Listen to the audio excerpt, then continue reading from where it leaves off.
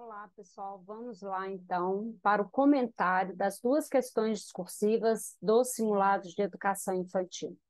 A primeira questão foi elaborada pela professora Gleice e tem como assunto central as tecnologias. Por pura questão de suposição, imaginamos que sim, pode cair alguma questão mais geral, inclusive que pode ser comum a todos os cargos da educação, falando exclusivamente da tecnologia, já que é um tema que entrou nas três provas, né? Tanto da educação infantil, primeiro e segundo ciclo, e terceiro ciclo. Então, a gente está aí fazendo uma suposição forte, uma aposta forte na perspectiva das tecnologias digitais. Então, a Gleice elaborou o enunciado com um texto de base.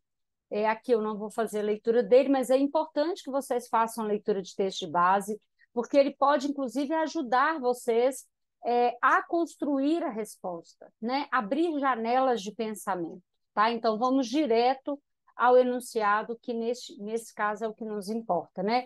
De forma geral, ela está falando no texto que nós estamos numa sociedade da informação e que a gente, né, ao longo do tempo, principalmente, a humanidade vem construindo um contingente muito grande de informação, muito maior do que o mundo construiu até 2003, né, 2009, e que isso tende a aumentar. Porém, existe uma diferença entre informação e conhecimento. Né? Então, o que é da informação e do conhecimento? E o enunciado é justamente esse. Né? Estudiosos do campo da educação apresentam o maior desafio da educação escolar em tempos de virtualidade: transformar a informação em conhecimento. Sobre isso, elabora um texto dissertativo. Então, esse é o comando central, um texto dissertativo. O que é um texto dissertativo? Introdução, desenvolvimento, conclusão, em 15 linhas. Então, introdução ali, no máximo 2, 3 linhas, desenvolvimento ali 5 a 6 a 7 linhas no máximo, e as últimas 3, 4 linhas para concluir. Tá? Então, em termos de estrutura quantitativa, mais ou menos esse viés que vocês têm que perseguir. Tá? Primeiro, você vai diferenciar informação e conhecimento.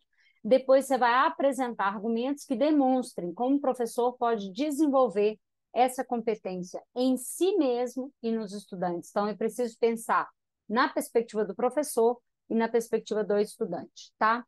Como que começa esse texto? Começa o texto pela diferenciação. A tese é que você pode falar, que inclusive o texto de cima já vem falando, então você pode dizer: a informação e o conhecimento são distintos. A informação, qualquer inteligência artificial consegue capturar. Em um segundo, a gente encontra qualquer informação, porque informar tem uma relação direta com explicar sobre alguma coisa, falar sobre algum assunto. Não traz uma profundidade específica. Já o conhecer implica em ação. Ação de saber fazer, ação de refletir, ação de pensar, ação de criar. Então, conhecer algo extrapola simplesmente ao mecanismo de procurar por alguma coisa e saber sobre ela. Então, essa é a sua introdução, é você explicar a diferença. E aí você vai, então, desenvolver o segundo parágrafo, você vai desenvolver o argumento de como o professor vai desenvolver esse conhecimento em si e no seu aluno. Portanto, o que você vai dizer a partir disso é: a escola atualmente, ela não cabe a ela apenas o acúmulo de informação. É muito importante que a gente desenvolva, tanto na perspectiva do professor quanto do aluno, a capacidade de selecionar informações, criar novas informações, refletir sobre as informações, explicar, criar articulação entre as informações. Então,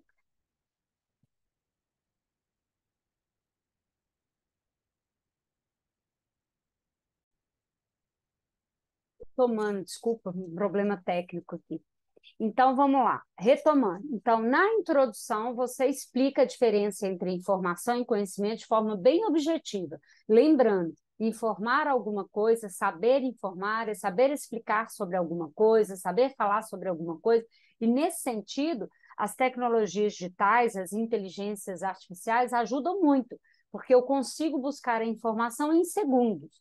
Já o conhecimento, ele é muito mais amplo. Ele requer que eu saiba selecionar a informação, saiba explicá-la, saiba refletir sobre ela, criar novas informações, tomar decisão a partir das informações, o que é uma ação de conhecimento. Então, o conhecimento, ele é muito mais abrangente. A escola, na atualidade, e aí já é um segundo parágrafo em que eu vou apresentar a argumentação. Então, a escola, na atualidade, precisa ensinar, mais do que ensinar, né? Desenvolver nos seus estudantes e os professores em si mesmo a capacidade de conhecer para além da informação.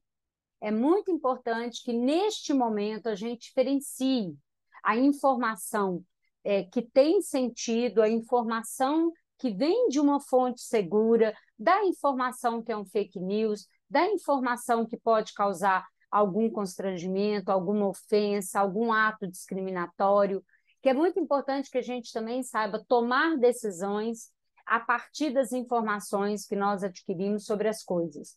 Então, cabe à escola de hoje, nos dias atuais, o desenvolvimento de habilidades que envolvem um conhecer, no sentido de mobilizar diferentes ações, a articulação de diferentes informações e demais conhecimentos prévios para a atuação na sociedade. Esse é o papel central hoje da escola, mais do que fazer com que o aluno acumule informação, o aluno saber mobilizar seus conhecimentos em função da vida em sociedade, na resolução dos problemas, na melhoria das condições de vida de todo mundo. Assim como o aluno, o professor também, ou seja, todo e qualquer ser humano no planeta precisa lidar com isso. Então, no caso do desenvolvimento, é isso, é você explicar por que o conhecimento é superior ou extrapola a perspectiva da informação e por que conhecimento é importante e a informação ele é o caminho para chegar a este conhecimento.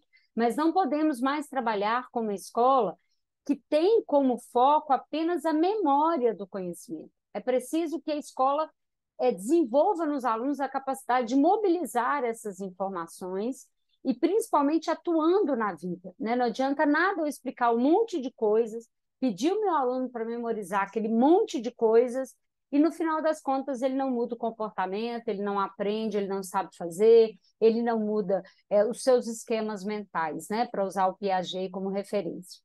E na conclusão, então, você sempre utiliza a palavra portanto, que eu acho que é um excelente conectivo de conclusão, é pequenininho, é prático e é correto. Você não corre risco nenhum de concordância nenhum. Então, você vai abrir um terceiro parágrafo dizendo, portanto, vírgula, a escola precisa trabalhar, desenvolver atividades significativas de modo que o aluno tenha acesso à informação por meio de tecnologias digitais, mas a partir disso o professor consiga elaborar junto com o seu aluno uma análise, uma reflexão, uma criação de material, elaborar pensamento, emitir opinião, provocar debates, provocar pensamentos de criação, né? Provocar atividades em que sejam provocadoras, atividades que sejam desafiadoras,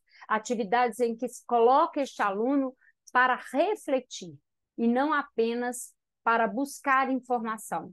E mais do que isso, para ele saber que existe sim milhões e milhares de informação disponíveis para a gente pelos diferentes, né, pelos diferentes mecanismos dispositivos disponíveis ali na internet, né? Atrapalhei toda nessa frase, desculpa. Então, existem milhares de possibilidades de buscar informações hoje pelas tecnologias digitais, mas somente nós, seres humanos, temos a capacidade de distinguir as informações. Somente nós, seres humanos, temos a capacidade de pensar qual dessas informações realmente interessa. Quais dessas informações realmente eu posso considerar como válida? quais dessas informações não prodiscrimina, não tem preconceito, não fere o direito do outro de ser quem ele é. Então, nós precisamos pensar nessa possibilidade.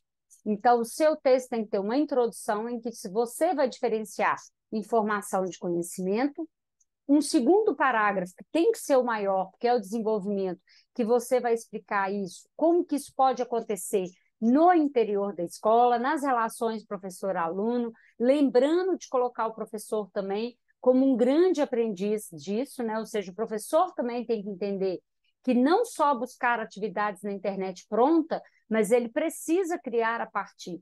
Então, aquele monte de atividades na internet que estão disponíveis para a gente usar na sala de aula são excelentes, ajudam a gente a criar novas possibilidades.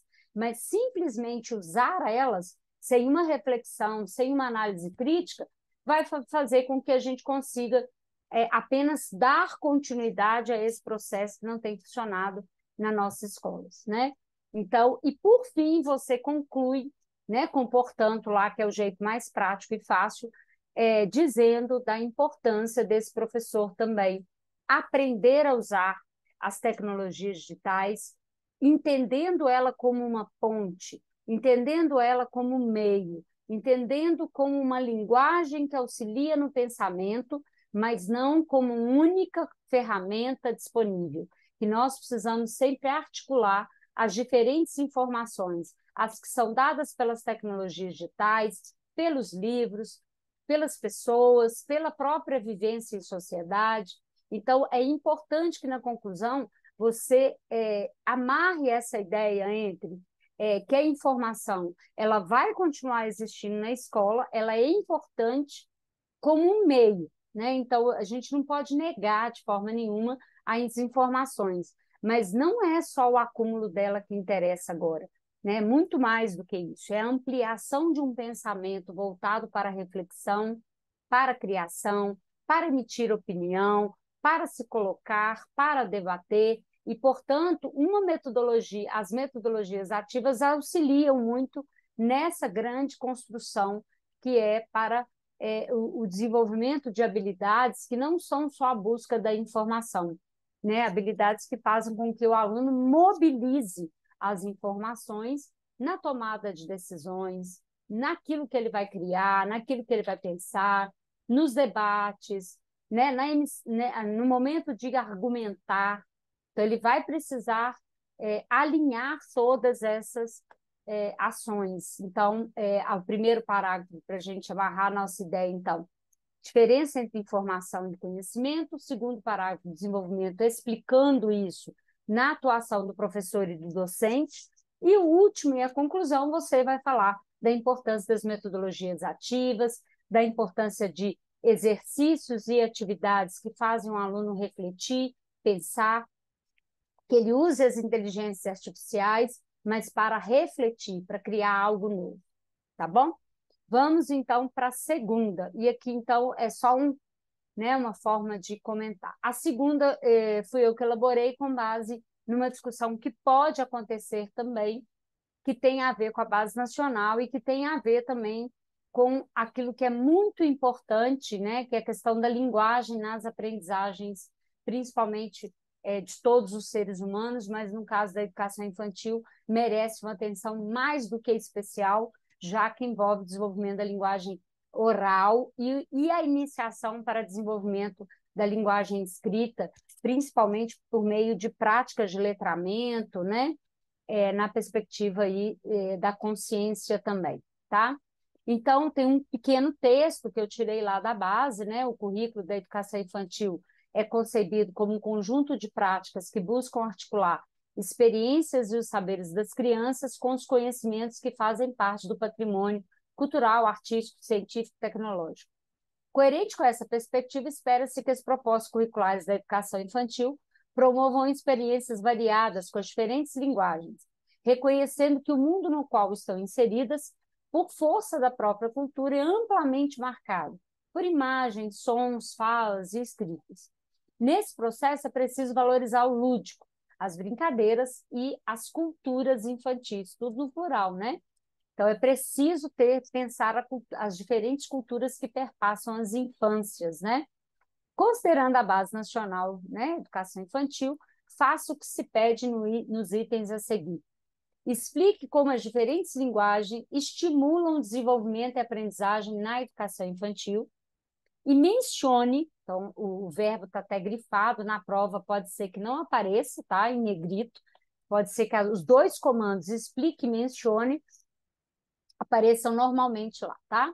E descreva 2 atividades que os professores da educação infantil podem planejar para favorecer a construção do conhecimento relacionado ao campo de experiência, escuta, fala, pensamento e imaginação. Você fará isso em 15 linhas. Aqui não está pedindo texto dissertativo, está pedindo 2 itens. Eu vou responder separadamente, não faça isso, não é uma boa estratégia.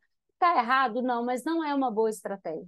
A boa estratégia é você construir um texto em que, no primeiro parágrafo, você vai explicar a importância das diferentes linguagens. Então, quando você falar de diferentes linguagens, você vai lembrar da linguagem oral, da linguagem escrita, corporal, midiática, artística, plástica, teatral, todas essas diferentes linguagens que circulam na nossa sociedade, que fazem parte do contexto das culturas infantis, tá? Principalmente das culturas infantis, mas de nós, seres humanos, de forma geral. Então, você vai explicar isso na introdução. Você vai explicar que as diferentes linguagens, você vai começar o texto dessa forma. As diferentes linguagens, tais como a linguagem oral, a linguagem corporal, a linguagem escrita, a linguagem midiática, e entre outras, não põe etc. jamais, entre outras, são importantes para o desenvolvimento da criança. Enfim, pode até colocar desenvolvimento de qualquer ser humano, inclusive das crianças. A linguagem oral, por exemplo, possibilita ela compreender. Então, aí você continua o parágrafo, se apresentou a tese de que as diferentes linguagens, você explicou, citou algumas diferentes linguagens, são importantes para o desenvolvimento da criança. Então, você está reafirmando isso. E aí você continua o texto dizendo, né, o desenvolvimento das crianças, principalmente, aí você pode escolher uma dessas para citar, e aí sempre escolha a linguagem oral, que é talvez a mais importante na perspectiva da educação infantil, é a que tem mais desenvolvimento ao longo do período que ela entra lá do bebê até o final, né? Ela tem amplitude nisso, então a gente vê a ampliação do vocabulário, do repertório e tudo mais, tá? Então, você vai explicar. Na educação infantil, particularmente, a linguagem oral é fundamental, pois a partir do momento que a criança começa a aprender o vocabulário, começa a ampliar seu vocabulário, compreendendo e nomeando objetos, pessoas, coisas, atos, ela consegue ampliar a sua forma de pensamento, tal como colocou o Vygotsky, tal como defende Vygotsky.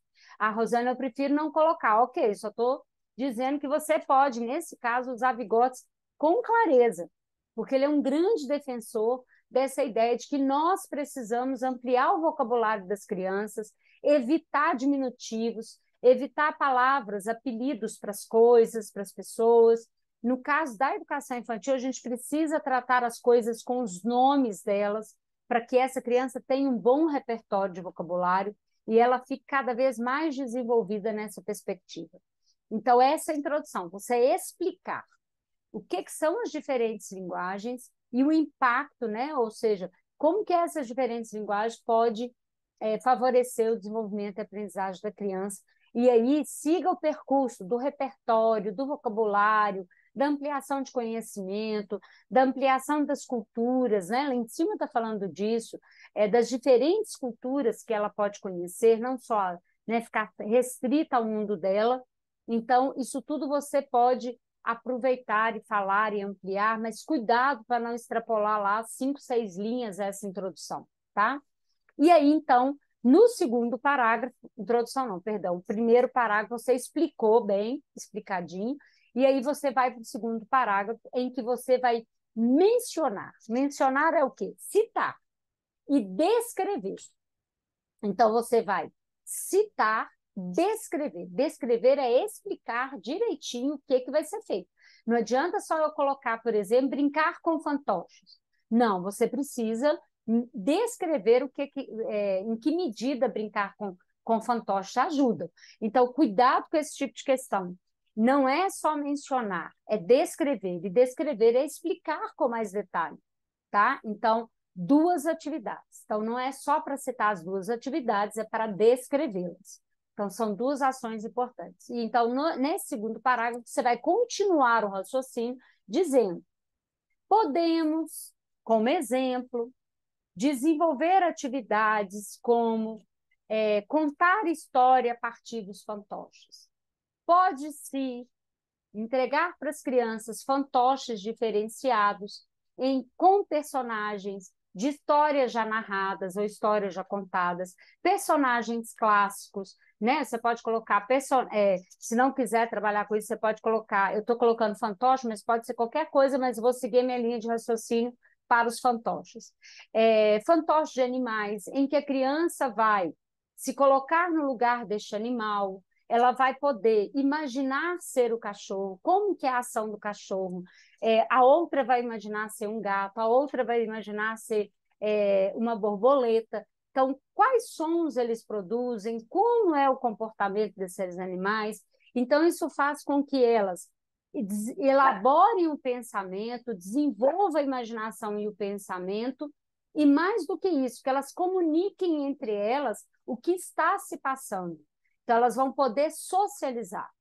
Outra atividade, então, você explicou, descreveu, explicou, inclusive dizendo qual é seu objetivo, que ela ali, ela se coloque no lugar, né, desses animais imaginados, que estão lá representados pelos fantoches, que ela faça as imitações pelos barulhos, pelos comportamentos. Então, esse é seu objetivo.